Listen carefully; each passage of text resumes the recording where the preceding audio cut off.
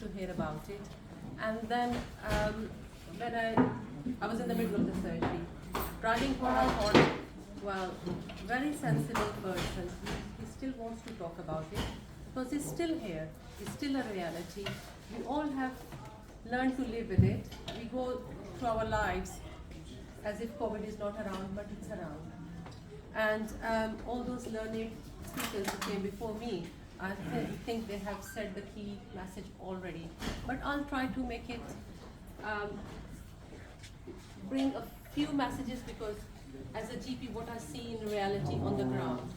We all are in so much on social media that by the end of it, you don't even know what is right, what is wrong, and there is equal views on both sides, and so much so that one feels paralyzed with it.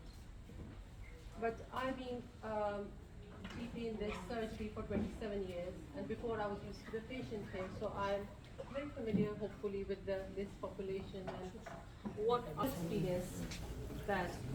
So when I first heard of the COVID pandemic, I started reading, and very early PMJs were saying there are waves after waves and a pandemic happens. And they quoted the previous pandemics from early 1900s, 1800s, and I thought, okay, waves after waves. It didn't quite, because this was my first experience of going through a pandemic. And people like myself, we think, oh, we know it all, but it was a very steep learning curve. None of us had experienced what he experienced.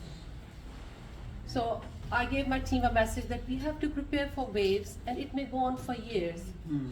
I said what I read, but I now experienced what I read. So my first message is, it is still here. Yes. Only yesterday, a patient passed away. The death certificate says cause of death, COVID, pneumonia. And in the week which ended 11th of January, there were 814 deaths from COVID. This is a national figure.